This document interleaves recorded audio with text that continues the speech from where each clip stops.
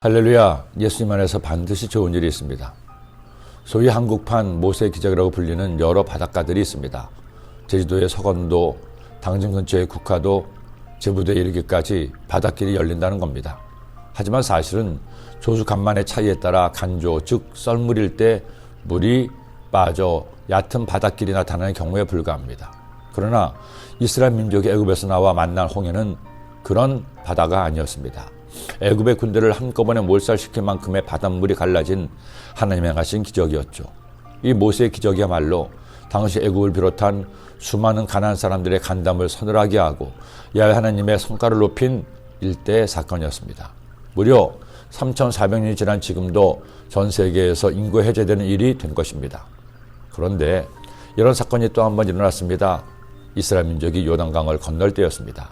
지금이야 요단강을 건너는 것이 그렇게 어려운 일 아닙니다. 요단강의 물이 주로 건너기에 용이하기 때문입니다. 하지만 3,400년 전 요단강은 그렇게 얕은 강이 아니었습니다. 더구나 당시 이스라엘 백성들이 요단강을 건널 때는 물이 넘쳐났기 때문입니다. 요단이 곡식 거두는 시기에는 항상 언덕이 넘치더라. 궤를 맨 자들이 요단에 이르며 궤를 맨 제사장들의 발이 물가에 잠기자. 하나님께서는 수십만의 이스라엘 군대가 강을 건너기에 다리를 만들게 하지 않았습니다. 배를 타고 건너게 하지 않았습니다. 하나님께서 당신의 능력으로 강을 끊어버리신 겁니다. 곧 위에서부터 흘러내리던 물이 그쳐서 사르단 가까운 매우 멀리 있는 아담 성읍 변두리에 일어나 한 곳에 쌓이고 아라바의 바다 여멸 향하여 흘러가는 물은 온전히 끊어지매 백성이 여리고 앞으로 바로 건널세. 그런데 홍해와 요단강이 갈라지면 같은 것 같지만 다른 것이 하나 있습니다. 홍해가 갈라질 때는 이미 모세를 통해 갈라진 바닷길로 걸어간 것입니다. 그런데 요단강을 건널 때는 제사장들이 언약궤를 메고 강으로 들어갈 때 여전히 물이 흐르고 있었습니다. 그럼에도 제사장들은 발길을 멈추지 않았습니다.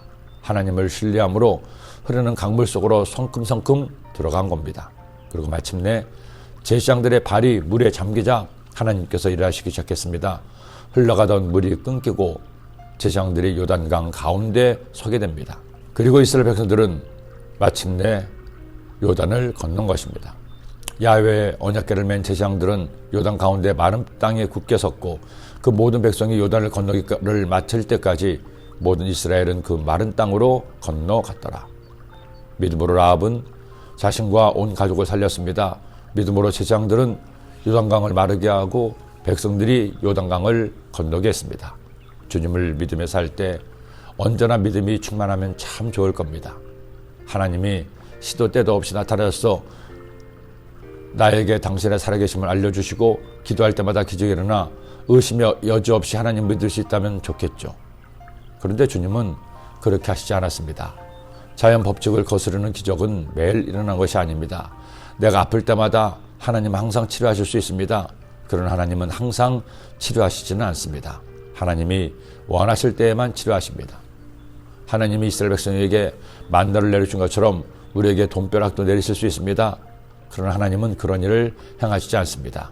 하나님은 완전한 공의와 정직의 하나님이시기 때문이기도 합니다. 하나님은 기적을 행하신 하나님이실 때 가장 상식적인 하나님이시기 때문이죠. 그러니 다시 한번 말씀드리지만 로또를 산 후 맞으면 하나님이 나를 사랑하시는 것이요 안 맞으면 하나님 나를 미워하신다고 생각하지 마십시오. 물론 아마 이 말씀을 듣는 분 가운데 그럴 분은 없을 겁니다. 하지만 한 가지 상식적인 하나님을 기적을 행하신 하나님으로 바꾸는 단 한 가지 방법이 있습니다. 하나님을 믿는 것입니다. 10여 년 전 제가 다시 한국에 돌아와 여의도 교회에서 사역을 다시 시작했을 때 조영기 목사님께서 광명체육관에서 집회를 인도하신 적이 있습니다. 그때 하셨던 한 말씀이 오늘 문득 생각이 납니다. 목사님은 이런 취지의 말씀하셨습니다. 여러분 그리스도인이 항상 성령 충만하고 믿음 충만해서 100% 하나님을 믿으면 좋겠죠. 그러나 그런 사람은 없습니다. 우리는 연약해서 하나님의 자녀고 해도 자꾸만 의심하고 불평합니다. 하지만 내가 믿음이 없다고 의심한다고 믿음이 사라진 것은 아닙니다.